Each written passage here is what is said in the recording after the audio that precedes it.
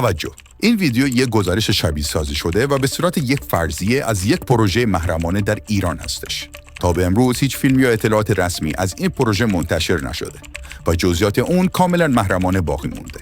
تمامی اطلاعات و گزارشات ارائه شده در این ویدیو بر اساس فرضیات و تحلیل‌های کارشناسی از منابع معتبر جمع‌آوری و به صورت بصری بازسازی شدند تا شما درک جامعی از این پروژه در حال انجام داشته باشید. امیدواریم که از این ویدیو لذت ببرید. تا حالا فکر کردی که چرا ایران سالهاست که بی سر و صدا میلیاردها تومان پول خرج دریای خزر میکنه؟ یه پروژه سری درست وسط دریای خزر، جایی که نه خبری از ماهیگیری نه نفت کشی، فقط سکوت و رفت و آمدهای مشکوک کشتی‌های ناشناس. از سال 1395 به بعد یه حرکت عجیب شروع شد. ساخت یه سکوی تحقیقاتی که فقط اسمش علمیه، اما کارش یه چیز دیگه است. تو نگاه اول شبیه به یه ایستگاه هواشناسیه، ولی در واقع مرکز کنترل یه عملیات محرمانه است. مهندسا و نیروهای متخصص از سپاه و وزارت دفاع تو شیفت‌های شبانه به صورت مخفیانه واردش میشن. زیر همین سکو تونل‌های ساخته شده که تا 350 متر زیر بستر دریای خزر میرن، با اتاق‌های ضد صوت و ضد نفوذ. هدف چی؟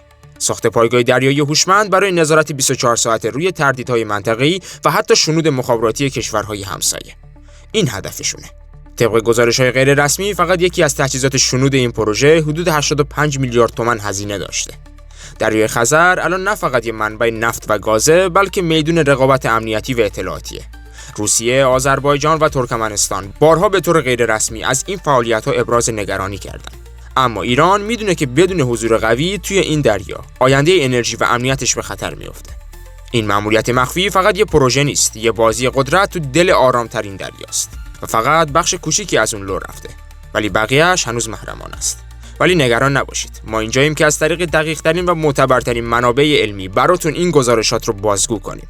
و برای فهمیدن این ماجرا فقط کافیه کانال ما رو سابسکرایب کنید و تا آخر این ویدیو با من همراه باشید.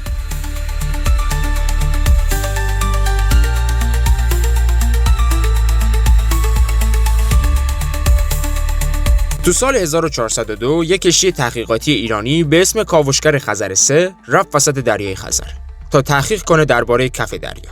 هدفش این بود که ببینه آیا اون زیر منابع نفتی و گاز هست یا نه. اما یه چیز خیلی عجیب پیدا کردن. توی عمق حدود 110 متری دستگاه‌های سونار یه تصویر نشون دادن. یه سازه خیلی بزرگ و منظم که اصلاً طبیعی نبود. اول فکر کردن یه تکه سنگ عجیبه، ولی وقتی با دوربین‌های زیرآبی نگاه کردن دیدن که یه چیزی مثل یه پایگاه قدیمی یا یه سکو با دیوارهای صاف و فلزی اونجاست. ابعادش تقریباً 40 متر طول و 18 متر عرض داشت. مثلا یه ساختمون غرق شده وسط دریا. همون لحظه بود که ارتباط برقرار شد با مرکز فرماندهی دریایی و چند ساعت بعد یه تیم فوری از دانشمندای ایرانی و نیروی دریایی به محل رسید. و اونجا بود که پروژه‌ای به اسم سازه 110 به صورت محرمانه کلید خورد، چون هیچکس نمیدونست اونجا چی پیدا شده. جالبه بدونی بودجه اولیه این پروژه حدود 80 میلیارد تومان بوده، چون فهمیدن که این سازه یه چیز مهمی هستش. ممکنه که حتی تکنولوژی‌های قدیمی شوروی سابق هم توش باشه یا منابعی که هنوز کسی بهش دست نزده. از اون لحظه ماجرا رسمی شده. یک کشف عجیب که تا الان هیچ کشوری به طور کامل دربارش حرف نزده، ولی ایران اولین قدم رو برداشت. وقتی ایران اون سازه عجیب رو توی عمق 110 متری دریای خزر پیدا کرد، همه چیز خیلی سریع جدی شد. نیروی دریایی ارتش فوراً وارد عمل شد، چون چیزی که کشف شده بود چیز ساده‌ای نبود. ممکن بود یه پایگاه رها شده یا یه مرکز جاسوسی قدیمی یا حتی یه منبع حساس انرژی باشه. برای همین ارتش ایران یه منطقه به شعاع 5 کیلومتری دور اون سازه رو منطقه ممنوعه دریایی اعلام کرد.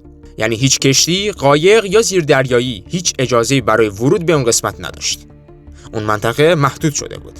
حتی ماهیگیرای محلی هم مجبور شدن مسیرهاشون رو عوض کنن. تو کمتر از 48 ساعت چند کشتی جنگی، پهپاد دریایی و یک زیردریایی ایرانی به محل اعزام شدن تا امنیت کامل برقرار بشه. نیروی دریایی گفت تا وقتی که معلوم نشه این سازه چیه، هیچکس حق نزدیک شدن بهش رو نداره. هدف فقط محافظت نبود، بلکه جلوگیری از درز اطلاعات هم بود.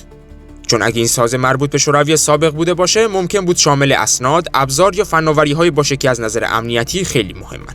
این اقدام باعث شد که کشورهای اطراف دریای خزر مثل روسیه، قزاقستان و ترکمنستان هم چشمشون به ایران دوخته بشه.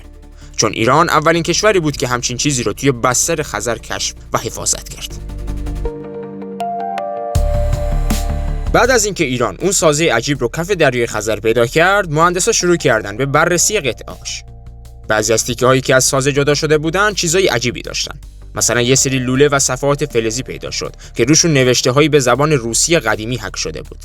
حتی آرم کوچیکی هم روی یکی از قطعه‌ها بود که خیلی شبیه به نمادهای نظامی شوروی سابق بوده. همین چیزا باعث شد که بعضی از کارشناسا بگن احتمال داره این سازه یه پایگاه مخفی مربوط به شوروی قدیم باشه. چون زمان جنگ سرد شوروی خیلی از تکنولوژی‌های نظامی و رادارهاشو مخفیانه توی جاهای دورافتاده مثل بستر دریاها تست می‌کرد. یه فرضیه دیگه هم هست که مطرح شده. اینکه این سازه شاید یه مرکز شنود زیرآبی بوده که میتونسته کشتی‌ها و زیردریایی‌های منطقه رو کنترل کنه. بعضی هم گفتن شاید برای آزمایش انرژی هسته‌ای یا مغناطیسی زیر آب ساخته شده بوده. الان تیم‌های ایرانی دارن دنبال اسناد قدیمی، نقشه‌ها و گزارش‌های شوروی می‌گردن تا بفهمن که دقیقاً اونجا چه اتفاقی افتاده بوده. چون اگه واقعاً این سازه‌ها مربوط به شوروی باشه، ممکنه توش فناوری‌هایی باشه که هنوز هم ارزش زیادی دارن، مخصوصاً برای ساخت تجهیزات نظامی یا دریایی. و میتونه کشور ایران رو هم از نظر مالی و هم از نظر نظامی خیلی تقویت کنه. حالا بیایم ببینیم که این کشف عجیب از نظر پول و قدرت چه فایده‌ای واسه ایران داره. وقتی مهندسا و کارشناسا سازه رو بررسی کردن، فهمیدن که ممکنه اطراف این سازه مواد معدنی خیلی کمیابی وجود داشته باشه. مثلا فلزاتی که فقط تو دل زمین یا زیر دریا پیدا میشن و تو ساخت دستگاه‌های پیشرفته‌ای مثل گوشی‌های هوشمند، ماهواره یا حتی تجهیزات نظامی استفاده میشه. توی یکی از نمونه‌هایی که از خاک اطراف سازه گرفتن، مقدار خیلی کمی اسکاندیوم پیدا شد. اینا فلزاتی هستند که تو بازار جهانی قیمتشون بعضی وقتا تا $500,000 در هر تن میرسه. اگه ایران بتونه این منطقه رو خوب استخراج کنه، سالی بین 1 تا 1.5 میلیارد دلار میتونه فقط از همین منطقه درآمد داشته باشه. یعنی تقریباً به اندازه فروش نفت بعضی از استان‌های کشور. اما فقط بحث پول نیست. این سازه و اطرافش از نظر نظامی و امنیتی هم استراتژیکیه، چون توی یه نقطه خیلی خاص از دریای خزر قرار گرفته.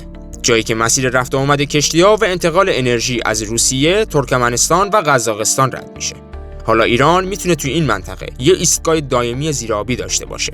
یعنی هم پول در میاره، هم قدرتش رو تو منطقه زیاد میکنه.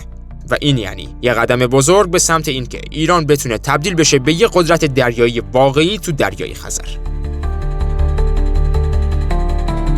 وقتی مهندسای ایرانی داشتن سازه زیر دریا رو بررسی میکردن، یه چیز عجیب پیدا شد. توی یکی از تونل‌های زیرزمینی که به صورت بسته و مخفی طراحی شده بود، دستگاه‌هایی کشف شد که نشونه‌هایی از رادیواکتیو خیلی ضعیف داشتن. یعنی یه جورایی داشتن انرژی هسته‌ای قدیمی رو نشون میدادن. به خاطر همین موضوع دولت ایران تصمیم گرفت سازمان انرژی اتمی رو هم وارد ماجرا کنه. این سازمان مخصوص بررسی انرژی هسته‌ای توی کشوره. اونا با تجهیزات پیشرفته خودشون اومدن و شروع به بررسی کردن. بعد از بررسی گفتن که اینجا یه پایگاه آزمایشی برای شوروی سابق بوده که برای تست فناوری هسته‌ای استفاده می‌شده. اما قضیه فقط این نیست. یه سری از داده‌ها نشون میداد که ممکن بود توی عمق بیشتری از این سازه یه راکتور آزمایشی رها شده وجود داشته باشه. البته نه اونجور خطرناک باشه، ولی اگه این اطلاعات درست باشه، یعنی ایران به یه منبع فوق محرمانه از تکنولوژی هسته‌ای قدیمی دست پیدا کرده. این کشف میتونه کمک کنه تا ایران بعضی از طرح‌های علمی پیشرفته خودش رو سریعتر توسعه بده. مثلا ساخت باتری‌های هسته‌ای کوچیک یا طراحی سیستم‌های ردیابی زیرآبی پیشرفته. برای همین هم هست که خیلی از اطلاعات این بخش هنوز کاملا محرمانه نگه داشته شده. چون اگه واقعا پای فناوری هسته‌ای وسط باشه، دیگه فقط مسئله ایران نیست. خیلی‌های دیگه هم با دقت دارن نگاه میکنن که ایران قراره با این اطلاعات چی کار کنه. بعد از اینکه خبر کشف سازه عجیب در دریای خزر منتشر شد، رسانه‌های بزرگ دنیا یکی یکی بهش واکنش نشون دادن.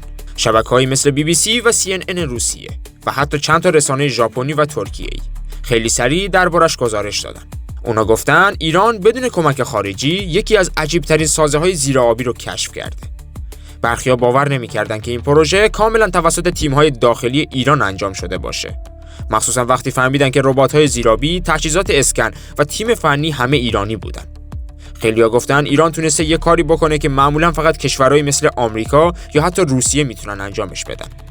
تو بعضی از گزارش‌ها این پروژه رو بزرگترین عملیات اکتشاف دریایی ایران در 30 سال اخیر دونستن. حتی یکی از تحلیلگرهای شبکه CNN گفت که ما فکر می‌کنیم دریای خزر برای ماست، ولی الان ایران نشون داد که دقیق‌تر از همه داره نگاه می‌کنه. این بازتاب جهانی باعث شد که کشورهای همسایه مثل آذربایجان، قزاقستان و روسیه شروع کنند به بررسی‌های دقیق‌تر از مناطق اطراف. در کل این کشف یه جور نشون دادن قدرت ایران توی علم و تکنولوژی و حتی مدیریت بحران‌های محرمانه بوده. و دنیا فهمید که دیگه نمیشه ایران رو فقط با نگاه سیاسی بررسی کرد، چون ایران توی علم هم حرفایی برای گفتن داره. چند هفته بعد از کشف سازه یه اتفاق عجیب افتاد. ناگهان همه چیز ساکت شد. نه خبری از رسانه‌های داخلی پخش شد، نه مقامات حرفی زدن. انگار یه دکمه سکوت زده بودن. حتی اون تیم‌هایی که اوایل درباره کشف حرف می‌زدن دیگه مصاحبه نمی‌کردن. توی بعضی از گزارش‌ها گفتن که یه بخش ویژه از ارتش و وزارت اطلاعات کل پروژه رو به حالت امنیتی درآورده. به نظرتون این یعنی چی؟ این یعنی ایران به این نتیجه رسیده که احتمال داره اون سازه چیزهایی داشته باشه که اگر علنی بشن امنیت کشور به خطر میفته. مثلا شاید فناوری محرمانه شوروی اونجا باشه یا اطلاعاتی باشه که کشورهای دیگه بخوام بدزدنش. برای همین یه تصمیم مهم گرفتن. همه چی باید سری بمونه. حتی بعضی از اسناد که توی دانشگاه شریف بین دانشجوها پخش شده بود خیلی سریع جمع‌آوری شد و ورود به منطقه هم فقط با مجوزهای ویژه نظامی ممکن بود. سکوت دولت نشون میداد که این موضوع خیلی مهمتر از چیزیه که کشف شده. ممکنه که شاید یه پروژه بزرگ امنیتی باشه یا حتی یه فرصت برای ایران که بتونه ازش توی مذاکرات جهانی استفاده کنه. در هر صورت از اون روز به بعد پروژه رفت در حالت سکوت. اما کنجکاوی مردم و دانشمندان و حتی رسانه‌ها هنوز هم خاموش نشده.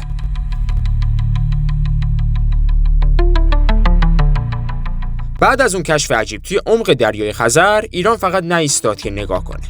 نه، یه حرکت جدی شروع شد. تو جلسه‌های رسمی توی تهران تصمیم گرفتن از این فرصت استفاده کنن و یه جهش بزرگ توی تکنولوژی دریایی کشور ایجاد کنن. اولین قدم ساخت زیردریایی‌های بدون سرنشین بود. ربات‌هایی که میتونن برن زیر آب، داده‌ها رو جمع کنن، عکس بگیرن یا حتی عملیات‌هایی انجام بدن بدون اینکه انسانی داخلش باشه. یه جورایی مثل پهپاد دریایی هستن. و در حال حاضر دانشگاه صنعت شریف و وزارت دفاع با هم دارن روش کار میکنن. و بعد از ایده این کار صحبت ساخت سکوهای انرژی زیرآبی شد. یعنی ایران میخواد بره سراغ استخراج منابعی که زیر دریای خزر دفن شده. فلزات کمیاب، انرژی‌های خاص یا حتی گاز و نفتی که تا الان دست نخورده مونده. و حتی بودجه زیادی هم براش در نظر گرفتن. گفته شده فقط تو سال اول بالای 4000 میلیارد تومان بودجه توسعه فناوری دریایی تصویب شده. در کنار اینها همزمان چند تا مرکز تحقیقاتی توی مازندران و گیلان افتتاح شدن. هدفشون هم اینه که بتونن همه چیزایی که از اون سازه کشف شده رو به بهترین حالت ممکن بفهمن و ازشون توی ساخت تجهیزات جدید استفاده کنن. در کل ایران با این کشف یه چیز خیلی مهم فهمید. اینکه قدرت فقط توی دریا با ناو جنگی نیست، بلکه با علم، تکنولوژی و جسارت هستش. و حالا ایران داره راه خودش رو توی این مسیر میسازه. خب فهمیدیم که همه چیز از یک کشف ساده زیر دریا شروع شد. اما حالا خیلی‌ها یه سوال دارن. آیا ایران واقعا میتونه تبدیل بشه به یه قدرت تکنولوژیک توی دریای خزر؟ جوابش اینه. اگه همینجوری ادامه بده، بله، میتونه. ایران الان چند تا چیز مهم دستشه. اولی تجهیزات پیشرفته زیرآبی که خودش ساخته، مثل ربات‌های دریایی و سیستم‌های نقشه‌برداری. دومی تجربه عملیاتی از یک کشف واقعی و جدی که خیلی از کشورها حتی هنوز هم تجربهش رو ندارن. و سومی نیروی متخصص داخلی که توی دانشگاه‌ها و مراکز علمی مثل شریف و جهادهای دانشگاهی مشغول تحقیقه. از طرف دیگه موقعیت جغرافیایی ایران خیلی مهمه. ایران بخش بزرگی از سواحل جنوبی دریای خزر رو داره. یعنی هر چی توی این دریا اتفاق بیفته، ایران میتونه مستقیم روش تاثیر بذاره. حالا اگه ایران بتونه این مسیر رو با بودجه خوب، حمایت سیاسی و همکاری علمی ادامه بده، خیلی زود میتونه به یه قطب تکنولوژی دریایی توی منطقه خودش تبدیل بشه. و این فقط درباره دریا نیست. این یعنی قدرت بیشتر توی مذاکرات انرژی و کنترل بهتر منابع زیرسطحی و حتی نفوذ استراتژیک بیشتر توی منطقه قفقاز و آسیای مرکزی. پس بله، اون کشف شروع نقشه بزرگتر بود. نقشه‌ای که میتونه آینده دریای خزر و حتی ایران رو تغییر بده. و اگه هنوزم سوالی داری یا میخوای بیشتر بدونی، حتما یه سری به توضیحات این ویدیو بزن. منابع معتبر این کشف اون پایین در بخش توضیحات نوشته شده تا بدونی که همه چی واقعی و مستند. ممنونم که تا آخرین ویدیو با من همراه بودین. اگه دوست داشتین و حس کردین که این محتوا ارزش دیدن داره، فقط کافیه کانال ما رو سابسکرایب کنید و یه لایک کوچیک بزنید تا بدونیم که این راهو داریم درست میریم. و تا ویدیو بعدی مراقب خودتون باشید و بدرود.